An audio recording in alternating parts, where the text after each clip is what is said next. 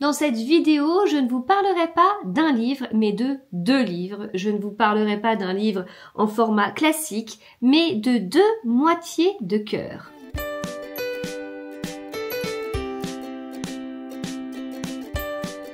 Bonjour à tous, j'espère que vous allez bien. J'adore enregistrer les petites intros comme j'ai fait juste avant parce que c'est toujours très rigolo de retenir quelques mots sur les livres à présenter. Et puis bah là en l'occurrence voilà, je pense que ceux qui connaissent les livres ont tout de suite compris desquels j'allais parler. Bon après vous avez aussi le titre de la vidéo, la miniature et plein d'autres indices qui auraient pu vous mettre sur la voie. Donc voilà, on va parler de ces deux livres, de Maya et Solar. Et ça, eh bien, ça permet de former un cœur qui est le concept cœur à lire chez Ozu. On a la partie Solal qui a été rédigée par, écrite par Sophie Laroche. On a la partie Maya qui a été écrite par Mathilde Paris. De mon côté, j'ai reçu ce livre en service de presse. J'ai acheté celui-ci parce que je voulais avoir les deux pour avoir l'expérience complète. Et c'est ce que je vous conseille en fait, parce que, après tout dépend l'âge que vous avez. Moi personnellement j'ai 39 ans, donc je suis très éloignée de l'âge des personnages, et donc de leur histoire, etc. Et pour moi l'intérêt en fait c'est vraiment d'avoir cette même histoire avec deux points de vue différents. Solal et Maya, ils vont se rencontrer et ils vont vite craquer l'un sur l'autre. Et il va y avoir, comme ce dont vous vous doutez, ce que vous avez certainement vécu, va y avoir des doutes, des moments où on se dit tiens, est-ce que je dois interpréter ce regard comme ça?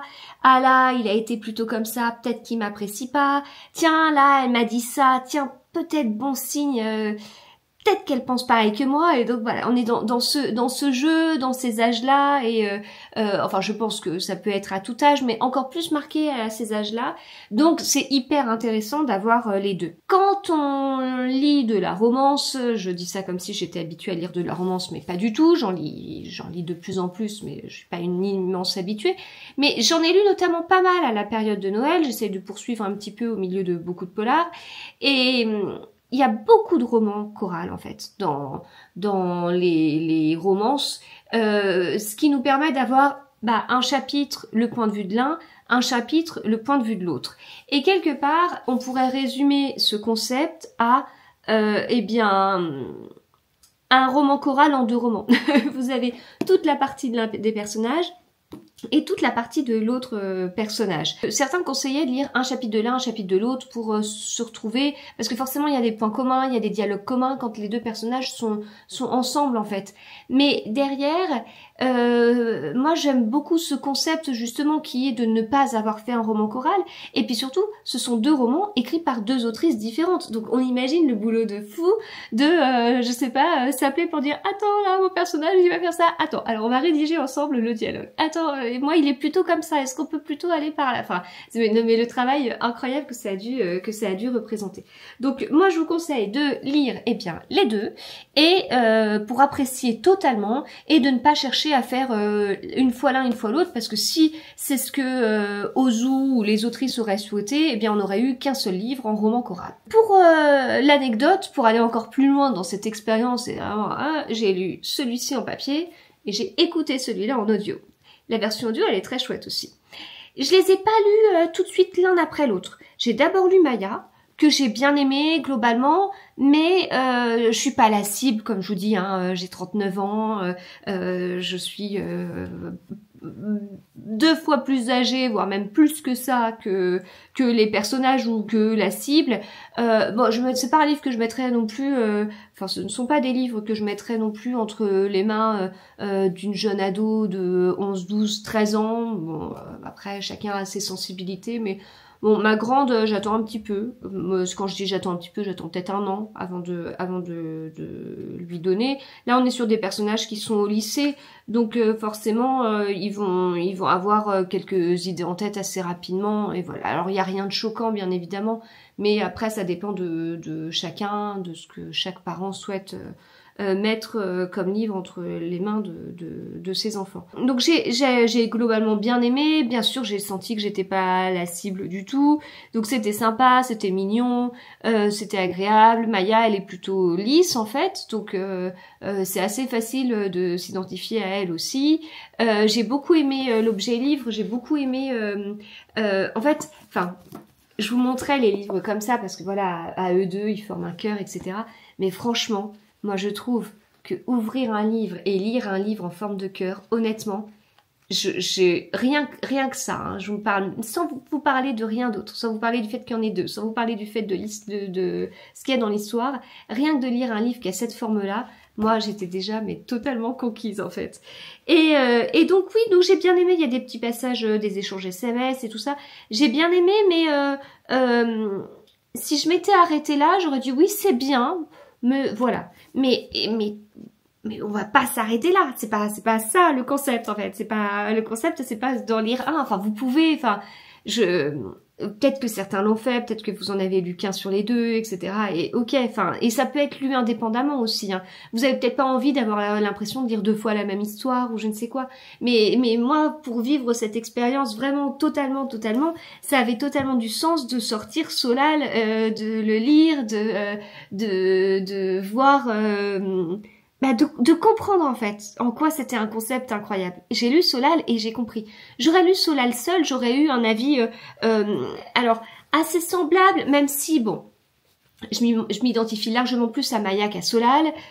Je suis une fille et j'étais plutôt enfin, j'ai pas posé trop de problèmes, j'ai pas fait une crise d'adolescence, j'étais bonne élève, j'étais plutôt dans les rangs, c'est peut-être pas très original, pas très, mais écoutez, j'étais bien dans ma peau, en tout cas, ça c'est sûr. Et donc bah c'est sûr que bah j'ai plus de points communs avec Maya qu'avec Solal, auquel on s'attache assez vite, qui en fait à ma place, il y a un paquet d'années, ça m'aurait énormément servi parce que, alors, faut enfin, comment dire sans choquer personne ni quoi que ce soit. Là, clairement, Solal et Maya, ils fonctionnent pas de la même façon, mais ils sont très différents. Ils vont pas raisonner de la même façon. Solal va avoir un côté pudique quelque part. Il va ressentir des émotions fortes. Il y a des choses qu'il a vécues. C'est dur pour lui, mais il va pas s'en ouvrir tout de suite à Maya. Il a sa pudeur, peut-être une sorte de fierté masculine, je ne sais pas. Mais en tout cas, il y a quand même un côté comme ça. Je vais pas dire qu'on est sur un cliché d'une jeune fille et les clichés d'un jeune garçon. Parce que j'en sais rien, parce que je pense qu'on est globalement tous différents malgré tout, mais en tout cas pour m'identifier globalement à Maya, il y a vraiment des choses où je la comprends parce que je me serais posé exactement les mêmes questions qu'elle, et quand on voit Solal, quand on voit comment il fonctionne, je me dis oui, effectivement, je ne fonctionne pas du tout comme Solal, ça c'est clair. Là, on voit le côté un peu, peut-être un peu fier, mais c'est pas dans le genre un petit coq, quoi. Enfin, il est vraiment attachant comme jeune garçon. et donc, mais on le comprend en fait, on le comprend. Et donc, je me dis si j'avais eu ça au début d'une relation, ou même Solal, forcément, il va avoir quelques points communs aussi avec mon mari, enfin sur certains points. Et quand on se plonge comme ça au début d'une relation, on se dit attends, mais moi je pense pas à ça. Pourquoi il réagit pas comme je l'aurais pensé? Et donc, on en a un en fait qui va être alors un coup ça va être Maya, un coup ça va être Solal qui va se dire attends c'est bizarre là, moi je me serais vraiment attendue à ce qu'il raisonne comme ça et à ce qu'il agisse comme ça. Et en fait on a bien les secrets, les coulisses, les pensées, ce qui se passe en fait, et on se dit il y a notamment quelque chose autour de la Saint-Valentin, et en fait on se dit oui, ok, ok, je comprends. Alors je comprenais Maya et je comprends Solal. Voilà. Moi, je vous l'ai toujours dit, j'adore tout ce qui est communication, problème de communication, et dans les livres, j'adore voir ce côté-là. Le côté, les apparences sont trompeuses, mais il y a le côté où on juge trop vite, où avec les éléments qu'on a entre les mains, avec les cartes qu'on a entre les mains, on se dit du coup cette personne là elle a pas très bien agi, je me sens trahie, j'apprécie pas trop, je suis vexée, et puis bah ouais, mais en même temps, on n'a que certaines cartes et il nous en manque beaucoup, beaucoup, beaucoup.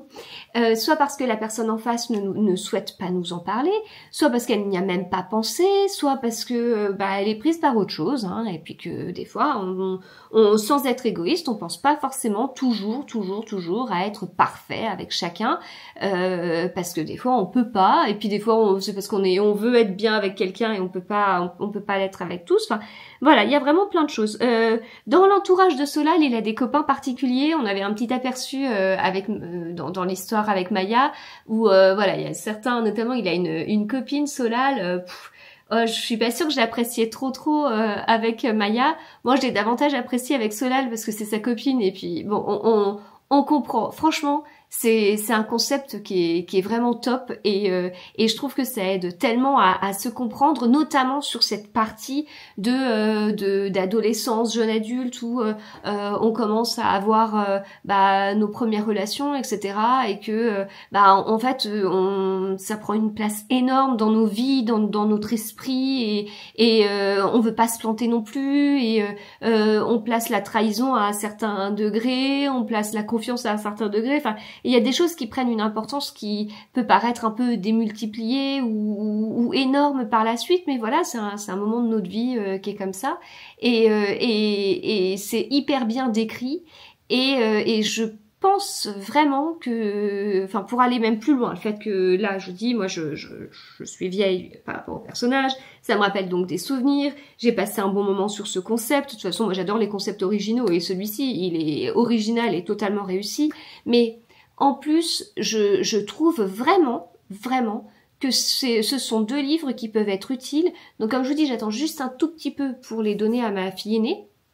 Mais après, je lui donnerai, enfin je lui achèterai les siens parce qu'on a chacun nos livres, chacune nos livres.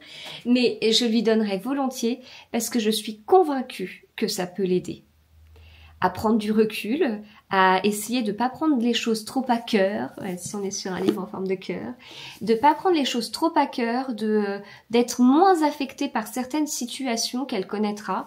Je suis sûre que ça peut être utile parce que ça décrit tellement bien ce qu'on peut vivre, et puis avec enfin je sais comment sont mes filles, ce sont mes filles et en même temps je sais aussi comment est mon fils, hein, et voilà, donc je reconnais aussi un petit peu des traits de personnalité dans chacun, et du coup je trouve que ça peut être très utile pour s'ouvrir l'esprit, et surtout ne pas garder des choses en soi, de rabâcher des choses, de se prendre la tête sur des choses qui en fait ne le méritent pas parce que on a vraiment trop peu d'éléments sur une situation. Voilà, donc vraiment je conseille totalement, parce qu'en plus d'être original, il y a une utilité. Voilà. Donc c'était ce concept Cœur à lire de chez Ozu, avec Maya et Solal. Donc Maya écrit par Mathilde de Paris, et Solal écrit par Sophie Laroche. Sophie Laroche qui est une autrice qu'on connaît bien à la maison parce qu'on a pas mal de ses livres. Voilà, et puis juste je rappelle que pour le fun, vraiment, on peut pas se lasser de lire un livre en forme de cœur. Eh bien, j'espère que cette vidéo vous a plu. Si c'est le cas, n'hésitez pas à me le dire. N'hésitez pas à me dire ce que vous pensez de ce concept aussi, si vous l'avez tenté, si vous en avez lu un, si vous avez lu les deux. Et puis, nous, on se retrouve très vite. À bientôt.